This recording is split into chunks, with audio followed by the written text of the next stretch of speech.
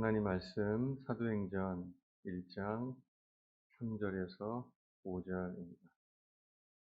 그가 고난받으신 후에 또한 그들에게 확실한 많은 증거로 신이 살아계심을 나타내사 40일 동안 그들에게 보이시며 하나님 나라의 일을 말씀하시니라. 사도와 함께 모이사 그들에게 분부하여 이르시되 예루살렘을 떠나지 말고 내게서 들은 바 아버지께서 약속하신 것을 기다리라. 요한은 물로 세례를 베풀었으나 너희는 몇 날이 못되어 성령으로 세례를 받으리라 하셨느니라. 아멘. 하나님 아버지, 우리 가운데 하나님의 나라가 이루어지기를 소망합니다. 꿈꿉니다. 하나님 아버지, 우리 가운데 하나님의 나라를 허락해 주옵소서. 예수님의 이름으로 기도 올렸습니다. 아멘.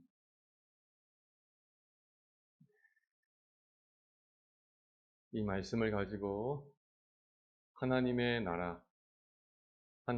나라 이런 제목으로 우리 하나님 말씀을 듣도록 하겠습니다. 엊그제 올 여름에 우리 풍암교회를 방문할 선교팀이 있어서 숙소 때문에 이장님을 만났어요. 동네에 있는 공간들을 좀 쓸 수 있는가 해서 만나고 잘 돼서 숙소가 잘 해결되어서 좋았습니다. 그리고 이제 이장님과 점심 식사를 하는데 여러 가지 얘기를 나누다가 동네에 노인정 쪽에 세탁기 큰 거를 들여놨다는 거예요. 24kg짜리 제일 큰 거를 들여놨고 옆에 건조기도 놨다는 거예요. 그래서 동네 분들 아무나 큰 빨래, 이불 빨래 같은 거 할 수 있다고 말씀하시는 거예요. 그래서 어제 겨우내 덮었던 이불을 가서 잘 빨아갖고 왔어요. 근데 그 일 속에서 제가 생각한 게 있었어요. 뭐냐면 그 일을 말이죠. 그러니까 그 동네 어르신들 나이 많으시니까 이불 빨래 어렵겠다. 그래서 그 이불들을 모아다가 빨아서 말려서 다시 보내주는 그런 사업을 교회가 해야겠다라고 제가 생각한 적이 있었거든요. 한 3년 전에 생각했었죠. 그래서 좀 구체적으로 어떻게 하면 좋을까? 어디다가 공간을 만들까? 막 생각했었는데 그 뒤로 뭐 정신없었죠. 정신없는 시간이 지나가서 이제 그 일은 이제 뭐 잊혀지고 있었는데 어제 봤더니 어, 떡하니 마을 노인정에 큰 세탁기가 이미 들어와 있는 거죠. 그래서 제가 생각했어요. 그거 내가 할 일이 아니었구나. 그거 교회가 할 일이 아니었구나. 어르신들 빨래하는 거, 이불 빨아들이는 거, 우리가 하면 좋겠지만 꼭 우리가 안 해도 누가 하는구나 생각했어요. 그래서 그러면 교회는 뭘 해야 될까? 이불 빨아들이는 거 말고 뭘 해야 될까? 교회가 해야 될 것은 이들 가운데, 이 땅 가운데 하나님의 나라를 드러내는 것, 하나님 나라를 보여주는 것, 하나님 나라를 생생하게 증거하는 것, 그것이 이 교회가 해야 될 일인 줄로 믿습니다. 예, 그렇구나. 정말 여러 가지 분주한 생각들이 많았지만 정말 우리가 해야 될 것은 그런 거 아니다. 물론 사회 사업도 해야 되고 복지 사업도 해야죠. 그러나 그 근본, 가장 우리들이 무엇인가? 무엇이 정말 이 교회가 풍암교회를 비롯해서 모든 교회가 이 땅의 마지막 소망이라고 한다면 이 교회가 무엇을 가지고 소망이 될 수 있을까? 그런 사회 사업을 많이 해서 소망이 되는 것, 그 한계가 있죠. 그리고 남들도 할 수 있는 거예요. 그러나 우리 교회가 또 교회들이 하나님의 나라를 보여줄 수 있을 때, 아멘. 그 교회가 바로 이 땅의 소망이 되는 교회가 될 줄로 믿습니다. 예, 그래서 우리 풍암교회도 여러 가지 좋은 일들 많이 해야겠지만 무엇보다도 이 교회가 하나님의 나라를 이루고 하나님의 나라를 증거하는 그 일을 감당해야겠다 생각합니다. 오늘 본문에도 딱 그 이야기가 나와 있는 거예요. 본문 3절 말씀 보면은 예수님께서 부활하신 다음에 바로 승천하지 않으시고 40일 동안 이 땅에 계셨어요. 그 40일 동안 뭘 하셨죠? 40일 동안 그들에게 보이시며 하나님 나라의 일을 말씀하시니라. 예수님께서 이제 죽음을 이기시고 부활하셨으니까 이제 모든 일을 완수하신 거예요. 그야말로 다 이루신 거죠. 이제 하늘나라로 복귀하시면 되는 거예요. 근데 예수님이 그 기간을 40일 늦추셔요. 우리 같으면 빨리 끝났다, 빨리 가자 하실 것 같은데 늦추셔요. 40일을 더 머무시면서 제자들을 만나셔요. 그리고 그들과 뭘 말씀하십니까? 하나님 나라의 일을 말씀하십니다. 예수님께서 제자들을 부르시고 3년 동안 같이 지내셨죠. 그동안 얼마나 많은 가르침을 하셨겠습니까? 얼마나 많은 걸 보여주셨습니까? 그리고 죽으시고 부활하셨어요. 그리고 마지막 40일이에요. 이건 뭐 하는 시간입니까? 마지막 총정리, 총정리. 학생들이 몇 년 동안 열심히 공부한 다음에 시험이 40일 앞에 나왔습니다. 그때 뭐 해야 돼요? 총정리를 해야 돼요. 딱 그거와 똑같아요. 예수님께서 이제 올라가시기 전에 나 이제 가는데 총정리다 얘들아. 이거 잊어먹지 말아라 하면서 말씀하시는데 그 내용이 뭡니까? 하나님 나라의 일. 하나님의 나라. 그거에 대해서 40일 동안 집중적으로 정리해 주신 거예요. 하나님. 얼마나 중요하면 말이죠. 여러 가지 얘들아 뭐 빨래방을 만들어라. 뭘 해라. 이런 사회사업, 이런 복지사업 뭐 이런 거 많겠지만 안 말씀하셨어요. 하나님의 나라. 하나님의 나라. 이것이 40일 동안 제자들과 함께 하신 이야기였다면 이 얼마나 중요한 것이겠는가 말이죠. 하나님의 나라가 뭔가?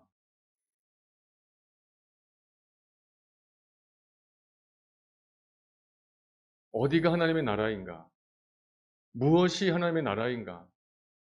추상적으로 하나님의 나라. 여러분, 이 교회가 하나님의 나라인가요? 여러분의 가정이 하나님의 나라인가요? 무엇으로요? 시편 145편 13절 말씀 보면은 하나님 나라의 증거가 나옵니다. 하나님 나라의 뜻이 무엇인지가 나와요.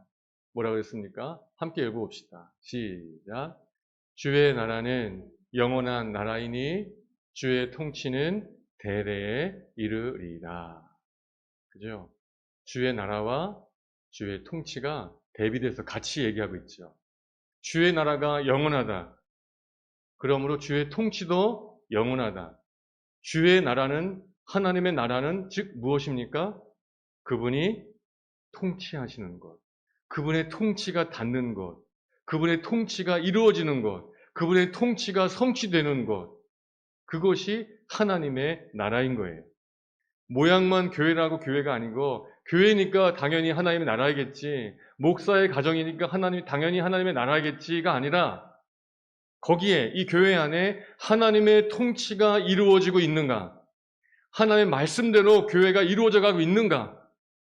그것이 아니라면 어떤 형식도 모양도 그것만 가지고 하나님의 나라라 할 수 없는 거예요. 이 교회가 하나님의 나라가 되기를 소망합니다. 어떤 뜻입니까? 반대로가 아니라 다른 뜻으로 하면 이 교회가 하나님의 통치 안에 있기를 바랍니다. 이 뜻이죠. 여러분의 가정이 주의 나라가 되기를 축복합니다. 그건 뭐죠? 그냥 늘 평안하고 기쁘고 모든 일 만사형통하고 그게 주의 나라입니까? 아니에요. 우리 가정을 주께서 통치하실 때 거기가 주의 나라인 것이죠. 주여 우리 교회가 우리 가정이 주의 나라가 되게 하소서 말하기 쉽지만 그 참뜻이 무엇인지 알아야 되는 것이죠. 정작 주의 통치를 기대하진 않으면서 내 통치, 내 뜻, 내 마음대로 되기를 원하면서 내 뜻을 위해서 주께서 임해 주시기 원합니다. 그런 의미에서 주의 나라를 구한다는 건 잘못된 거예요. 하나님의 나라를 구한다는 것은 하나님의 통치를 구하는 것이고, 하나님의 통치 앞에 겸손히 무릎 꿇을 수 있을 때 그 모든 것이 하나님의 나라가 될 줄로 믿습니다. 오늘 읽어드린 그 본문에 바로 그 하나님의 나라의 조건이 나와 있어요.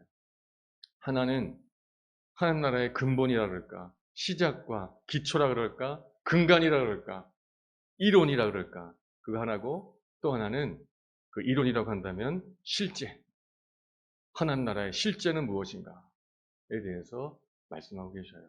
오늘 말씀을 통해서 하나님 나라의 근거가 무엇인지 깨닫고, 또 하나님 나라가 실제적으로 되려면 어떻게 되는지 또한 깨닫고, 그리하여 그 이후에 우리 교회나 여러분의 가정이나 여러분의 일터나 하나님의 나라가 되기를 축복합니다. 그것만이 소망인 것이에요. 첫째, 하나님의 나라는 무엇이 기초인가? 무엇으로 하나님 나라가 열려지는가? 무엇이 하나님 나라의 문인가? 오늘 본문을 다시 자세히 보면은 이렇게 말씀하십니다. 주님이 40일 동안 하나님 나라를 말씀하시는데 그 앞에 먼저 하신 게 있었죠. 거기 보면 이렇게 되어 있습니다. 그가 고난 받으신 후에 또한 그들에게 확실한 많은 증거로 친히 살아계심을 나타내사 40일 동안 그들에게 보이시며. 40일 동안 뭐 하셨습니까? 그들에게 확실한 많은 증거로 친히 살아계심을 나타내셨어요. 말이 길지만 한마디로 뭐죠? 얘들아, 나 부활했다. 나 부활했다. 이것을 나타내시고 보이시는 것을 40일 동안 한 거예요. 참 우리가 복음서를 읽어보면은 예수님이 부활하신 것 정말 대단한 기적이지만 그 예수님의 부활 소식을 듣고 혹은 한 번 보고도 믿지 않는 것도 대단한 기적이죠. 그 제자들이 말이에요. 제자들이. 한 번 딱 봤으면 오셔가지고 옆구리 봐봐, 손 봐봐 이러고 앞에서 여기 뭐 먹을 거 좀 없니? 하고 막 드시면서 봤으면은 부활하셨구나 라고 믿었어야 될 텐데 그러고서도 또 고기 잡으러 가자. 난 내가 직접 보지 않으면 못 믿을 거야 이러고 엠마오로 가고 막 이러지 않습니까? 그래서 복음서에 보면은 예수님이 부활하신 다음에 한 10번, 11번 나타나셔요. 계속 나타나시는 겁니다. 이 못난 것들 보고도 못 믿다니 하고 포기하시는 것이 아니라 또 찾아오셨어요. 엠마오로 가면 쫓아가셔가지고 다시 말씀으로 돌이켜 주시고, 고기 잡으러 가면 또 가셔가지고 다시 또 돌이켜 주시고, 나는 내가 만져봐야 믿겠어 하면 모셔 만져봐라 하고 해서 믿게 하시고.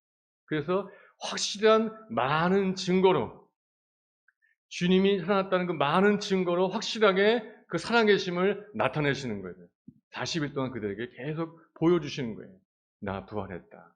나 부활했다. 그래서 고린도서 15장 말씀 보면은 최소한 500명이 예수님의 부활을 봤다라고 되어 있어요. 그 후에 500여 형제에게 일시에 보이셨나니 그 중에 지금까지 대다수는 살아있다. 예수님께서 말이죠.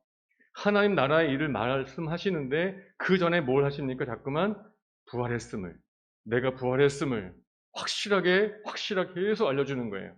몇 명에게까지? 약 500명에게까지 알려주시는 거죠. 여러분, 이 사도행전을 기록할 이 당시에 저 사람들이 살아있어요, 안 살아있어요, 지금? 대다수는 살아있고. 그러므로 그 당시에 이 사도행전을 기록할 당시나 신약성경을 기록할 당시에 사람들에게 부활은 어떤 연구 대상, 믿음의 대상이 아니라 뭘까요? 사실이에요. 가 물어봐. 500명이 살아있으니까. 나 혼자 봤어. 마리아가 봤다더라. 이러면 마리아 그거 제정신 아닐 수도 있어. 이럴 수도 있지만 500명이니까 확실해요? 확실하지 않아요? 확실한 거예요. 그 당시에 부활은 믿음의 대상이 아니었어요. 그냥 사실이었어요. 예수 부활했어. 예수 부활했어. 그러면 설명해야 되고 납득시켜야 되고 이럴 것이 아니라 어떻게 그게 돼? 가서 물어봐. 500명인데 대부분 살아있어요. 이것이 하나님 나라의 시작이에요. 예수의 부활. 왜 그럴까요? 왜 예수의 부활이 하나님 나라의 시작일까요? 이 교회가 하나님 나라가 되려면, 여러분의 가정이 하나님 나라가 되려면 될 줄로 믿습니다. 뭐가 필요하다고요? 예수 부활이 실제가 되어야 돼요. 그것이 하나님 나라의 시작이에요. 왜 그럴까? 그걸 잘 설명해 준 말씀이 마태복음 28장에 나와요. 거기도 역시 주님이 부활하신 다음에 승천하시기 전에 그 제자들에게 마지막 최후 명령하시는 거잖아요. 그죠? 사명 주신 장면. 28장 18절과 20절을 보면은 왜 부활이 하나님 나라의 기초인지가 나올 수 있어요. 잠깐 이 말씀을 보기 전에 하나님 나라는 아까 뭐라고 했죠? 하나님의 통치가 이루어지는 걸 했지 않습니까? 그걸 염두에 두고 이 말씀을 보자고요. 먼저 18절 말씀 보면은 예수께서 나와 말씀하여 이르시되 하늘과 땅의 모든 권세를 내게 주셨으니 할렐루야. 누구십니까? 부활하신 예수님이셔요. 사망을 이기신 예수님이셔요. 죽음의 권세를 마귀의 최고의 무기를 마지막 무기를 깨뜨리신 예수님이셔요. 그러므로 그분께서 통치 못할 게 있습니까? 없습니까? 그분의 통치를 가로막을 게 있습니까? 없습니까? 죽음이 가로막겠습니까? 죄가 가로막겠습니까? 어떤 것도 가로막을 수 없어요. 그분의 통치를. 왜?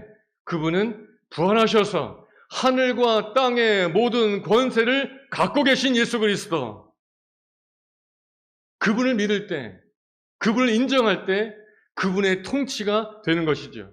살다 보면 교회라고 왜 문제가 없습니까? 여러 가지 문제를 찾아오겠죠. 근데 이 교회에 누가 계십니까? 부활하신 예수님이 계신 거예요. 하늘과 땅의 모든 권세를 가지신 예수님이 계신 것이에요. 즉 어떤 문제와 시련이 다가왔다 할지라도 그걸 다스릴 수 있는 예수님. 그 예수님, 그분이 여기 계시다는 것이 즉 이 교회를 하나님이 통치할 수 있다는 뜻이 되지 않겠습니까? 마찬가지로 여러분의 가정 가운데 그분이 계셔야 되는 것이죠. 부활하신 예수님. 그럼 우리 가정에도 어떤 문제가 찾아오고 어떤 시련과 역경이 찾아온다 할지라도 이 시련도 하늘과 땅의 모든 권세를 가지신 예수님 앞에 아무것도 아니다. 그분은 다스릴 수 있다. 그러므로 하나님의 나라가 흔들립니까? 흔들리지 않습니까? 흔들릴 수 없는 것이죠. 예수가 부활했는데 예수가 이 교회의 주인이시고 여러분의 가정의 주인이신 그 예수님이 하늘과 땅의 모든 권세를 가지고 계시는데 도대체 무엇이 흔들 수 있겠는가? 그렇기 때문에 부활하신 예수님을 아는 것, 그것이 부활이 사실되어지는 것, 그것이 하나님 나라의 시작이 되는 줄로 믿습니다. 또 하나, 그 뒤에 20절 말씀 보면 어떻게 되어 있습니까? 예수님의 부활이 왜 하나님 나라의 기초인가? 내가 너에게 분부한 모든 것을 가르쳐 지키게 하라. 볼지어다 내가 세상 끝날까지 너희와 항상 함께 있으리라 하시니라. 아멘. 여러분, 예수님이 지금도 우리 함께 계심을 믿습니다. 왜 함께 계시죠? 부활하셨으니까. 할렐루야. 죽으시고 끝이었으면 지금 여기 안 계시겠죠. 그러나 그분은 부활하신 분이기 때문에 어제나 오늘이나 동일하게 여기에 살아계신 줄로 믿습니다. 살아계시니까 뭐 할 수 있습니까? 통치할 수 있습니다. 통치하시니까 뭐가 되는 것입니까? 하나님의 나라가 되는 것이죠. 할렐루야. 아멘. 그거예요. 그래서 그분의 부활이 필요한 거예요. 우리가 이제 소망할 것. 하나님의 부활이 나에게 사실되게 하옵소서. 기도하시기를 축복합니다. 나에게 믿어지게 만들어 보세요. 나에게 설득시켜 보십시오. 부활은 그것이 아니라니까요. 500명의 증거가 이미 있었어요. 그 당시에 부활은 사실이었어요. 마찬가지로 우리도 그 역사적인 사실에 바탕을 두고 부활은 사실이다. 누가 뭐라면 500명이 봤다 그때. 그 의문의 여지가 없다. 부활은 역사적인 사실이다라고 우리가 믿고 그러므로 부활하신 그분이 권세가 있는 걸 믿고 지금도 여전히 우리 가운데 함께 하심을 믿을 때 어느 곳이든 하나님 나라가 될 수가 있다. 이것이죠. 이것이 바로 하나님 나라의 기초예요. 토대고 근본이고 이론이죠. 이제 뭐가 남았습니까? 실제로 나가요. 실제로. 네. 하나님 예수님의 부활을 믿어요. 알아요. 예수님 부활하셨습니다. 라고 해요. 그런다고 바로 우리의 삶이 우리의 가정이 교회가 하나님 나라가 되느냐? 그렇지가 않아요. 정말로 그 실제적으로 하나님 나라가 되기 위해서 또 한 가지 필요한 거 있었는데 그게 중요해요. 그걸 주셨어요. 예수님께서 제자들을 계속 만나시죠. 나 부활했다. 알려주시죠. 갈릴리 호수를 쫓아가가지고 엠마에 쫓아가셔가지고 계속 알려주시죠. 제자들이 이제 알아요. 아, 부활하셨구나. 아, 부활하셨구나. 주님, 그래, 알았지, 이제 올라간다. 이러신 것이 아니라 한 가지 당부를 하신단 말이에요. 그게 뭐냐면 4절과 5절에 나와 있는 거예요. 그것까지 되어야지만 이 교회가, 여러분의 가정이, 일터가 하나님 나라가 될 줄로 믿습니다. 이 실제예요, 실제. 부활만 안다고 되는 게 아니에요. 이게 돼야 돼요. 그게 뭘까요? 4절 말씀 보니까 사도와 함께 모이사 그들에게 분부하여 이르시되 예루살렘을 떠나지 말고 내게서 들은 바 아버지께서 약속하신 것을 뭐 하라고요? 기다려라. 기다려라. 하나님 나라의 도래를, 예수님께서 이렇게 하나님을 말씀하셔요. 이 하나님 나라를 너희가 할 수 있어. 내가 이겼잖아. 내가 통치할 수 있어. 너희들과 함께 할 거야. 이제 우리는 하나님 나라를 전해야 돼. 이뤄나가야 돼. 알았지? 40일 동안 하는 거예요.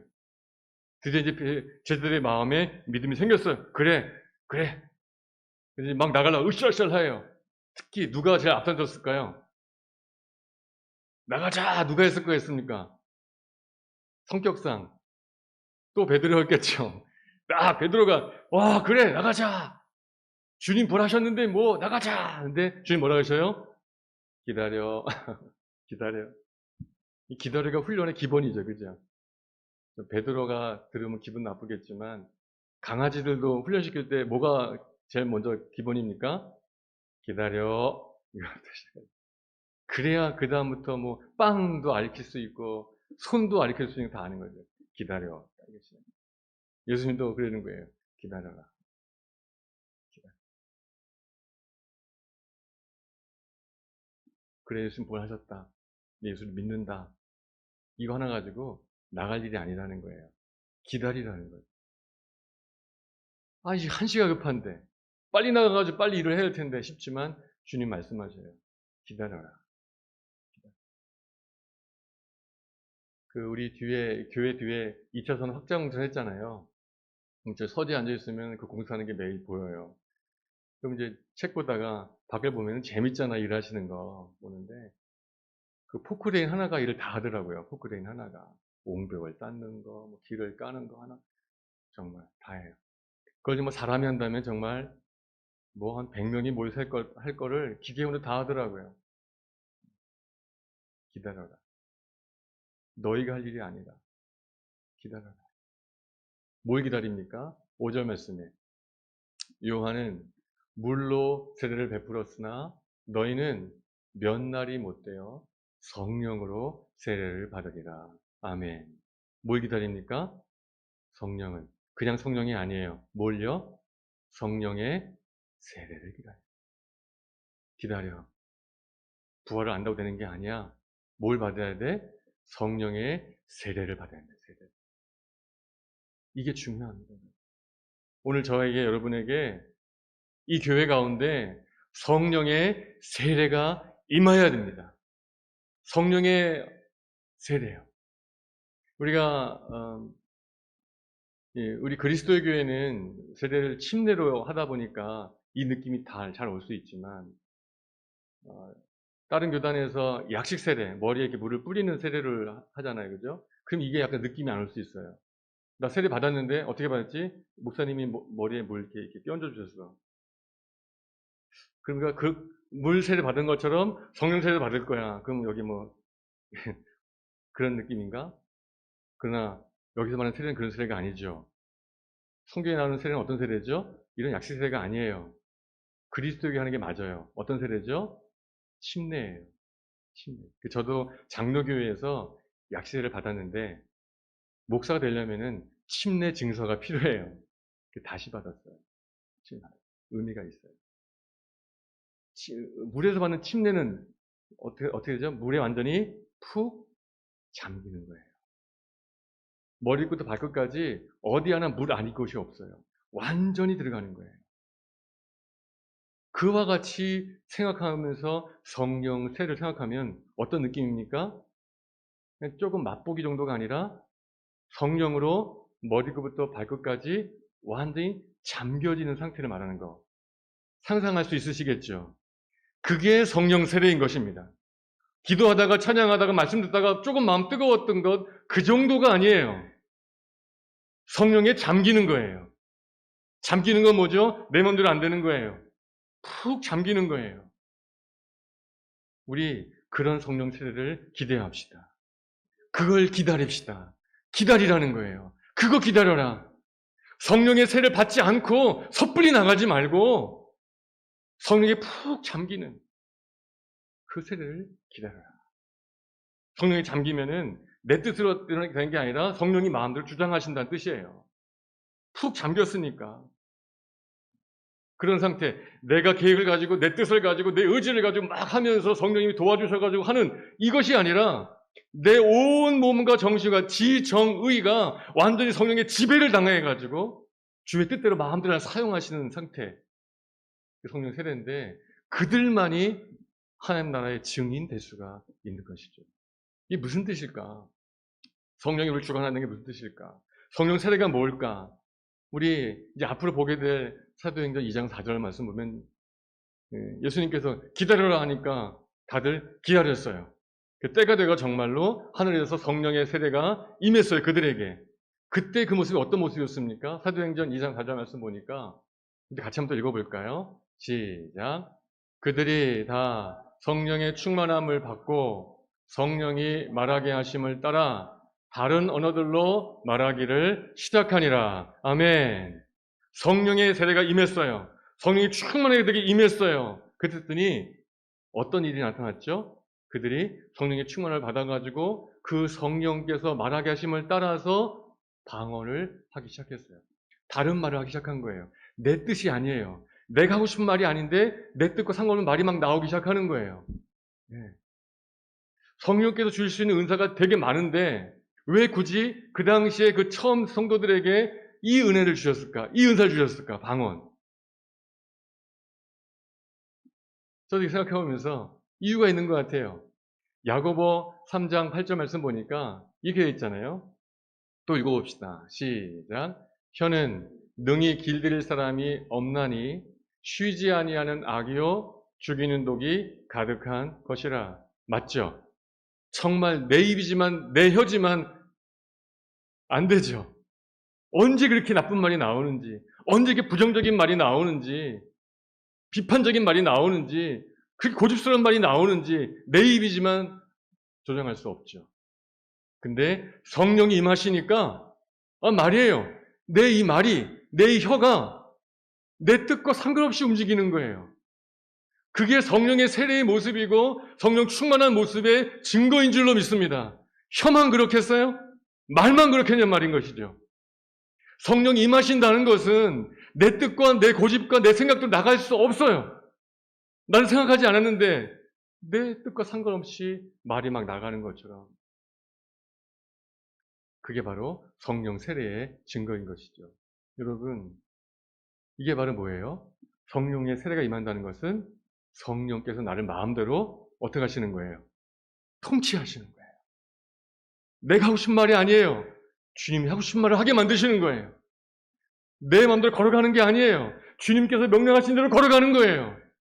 주님의 통치가 온전히 이루어진 상태가 바로 성령 세례인 줄로 믿습니다. 즉, 누가 하나님의 나라를 증거할 수 있느냐?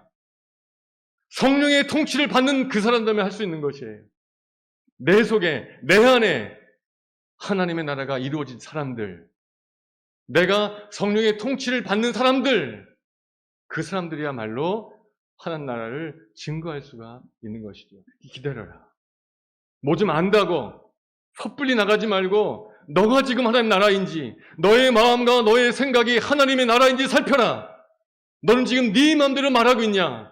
너 마음대로 행동하고 있냐? 근데 단지 부활을 안다는 그 사실 때문에 하나님 나라를 전할 수 있다고 생각하지 말아라 이거예요.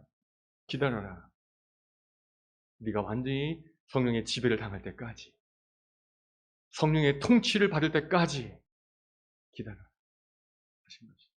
그렇게 보면은 이제 보게 될 사도행전 1장 8절, 정말 사도행전의 핵심 구절이죠. 성경 전체에도 중요한 구절이기도 하고요. 같이 한번 읽어볼까요? 시작. 오직 성령이 너에게 임하시면 너희가 권능을 받고 예루살렘과 온 유대와 사마리아와 땅끝까지 이르러 내 증인이 되리라 하시니라. 아멘. 그러므로 여기서 알 수 있죠. 성령이 임한다는 건 뭐죠? 권능이 임한다는 게 뭐죠? 하나님의 통치를 받는다는 뜻이에요. 어떤 권능이 임해가지고 막 불이 나가고 병자를 일으키고 예언을 하는 그것이 권능이 아니라 이런 나를 주께서 다스리시고 통치하셔서 나를 통하여 주의 뜻이 드러나게 되는 상태, 그것이 바로 성령이 임하신 상태인 것이고 그것이야말로 권능인 것이고 그들만이 나가서 하나님의 증인, 하나님 나라의 증인 될 수가 있다라고 말씀하시는 거예요. 이것이 바로 하나님 나라의 실제인 것입니다. 먼저 우리 가운데 하나님 나라가 이루어지게 되시기를 축복합니다. 입술로만 전하는 게 하나님 나라가 아니에요. 하나님 나라는 말에 있지 않습니다. 능력이 있습니다. 내가 먼저 성령 충만하여 성령의 지배를 당해야지만 방언을 사모하는 것 좋지만 여러분 방언은 그냥 어떤 신비한 은사의 개념이 아니에요. 오늘 보니까 방언이라는 건 뭡니까? 하나님이 나를 통치한다는 증거인 것이에요. 그냥 남들 하니까 나도 하고 싶어 라는 그런 차원에서 구하지 마시고 방언이 뭐냐? 하나님이 나를 마음대로 주장한다는 것이구나. 내 뜻과 상관없이 말이 되는 것이구나. 굳이 방언을 안 받아도 내 입술을 주께서 주장하셔서 선한 말, 아름다운 말, 복된 말, 긍정적인 말, 믿음의 말, 소망의 말이 나가고 있다면 이게 바로 방언인 거예요. 통치하고 있는 거 아니겠습니까? 이런 권능을, 이런 성령의 충만함을 우리가 구해서 하나님 나라의 증인이 되어지기를 주님의 이름으로 축복합니다. 뭐 해야 돼요? 기다려야 돼요. 기다려야 돼요. 여러분, 누가 기다릴까요? 오늘 말씀을 기억해 보세요. 누가 기다릴까요? 결국은 예수님께서 기다려 하시기 전에 뭐 하셨죠? 나 부활했다. 나 부활했다. 다시 찾아오셔서 그 부활을 분명하게 보여주셨어요. 그리고 나서 뭐라 하십니까? 기다려라. 우리도 똑같습니다. 그냥 기다리시면 안 돼요. 예수 부활하셨다. 그분이 하늘과 땅의 모든 권세를 가지고 계시다. 그분은 어제나 오늘이나 동일하시다. 히브리 13장 말씀처럼 예수 그리스도는 어제나 오늘이나 영원토록 동일하시다. 이 사실을 믿으시고 이 사실을 기억하시고 상황이 이렇지만 문제가 이렇지만 예수는 동일하시다. 예수는 지금도 동일한 권능을 갖고 계시다. 여기 함께 계시다라는 믿음을 가지고 기다릴 때 거기에 성령께서 임하셔서 그런 자들을 통치하셔서 하나님의 나라를 이루어 주실 줄로 믿습니다. 우리 몇 주 전에 봤던 이 이사야 32장의 말씀 너무 귀하고 그날도 이 말씀이 너무 소망이 됐었어요. 오늘 다시 한번 읽어보면은 같이 한번 읽어보고 마칩시다. 이사야 32장 15절 말씀에 이렇게 말씀하셨죠. 같이 읽어봅시다. 시작. 마침내 위에서부터 영을 우리에게 부어주시리니 광야가 아름다운 밭이 되며 아름다운 밭을 숲으로 여기게 되리라. 할렐루야. 하나님 나라가 임한 모습인 줄로 믿습니다. 어떻게 해요? 마침내 위로부터 영을 우리에게 부어주셔서 광야 같은 나의 삶이 아름다운 밭이 되어지고 그 밭은 더 풍성하여서 숲같이 되어진 역사가 나타나게 될 줄로 믿습니다. 우리가 할 수 있습니까? 못해요. 힘으로 되지 않습니다. 능으로 되지 않습니다. 오직 여호와의 신으로 되어질 줄로 믿습니다. 기다려야 합니다. 나를 통치하시기를 기다려야 합니다. 내어 맡겨드려야 합니다. 하늘과 땅의 모든 권세를 가지신 그분 앞에 내 전 인생을 내어드리고 나를 통치하시기를 기다릴 때 마침내 위에서부터 영을 우리에게 부으셔서 내가 하나님 나라가 되어지고 교회가, 가정이, 여러분의 땀 흘려 수고하는 그 일터가 하나님 나라가 될 수 있도록 만들어 주실 줄로 믿습니다. 아멘. 그것이 이 교회의 소망인 것이죠.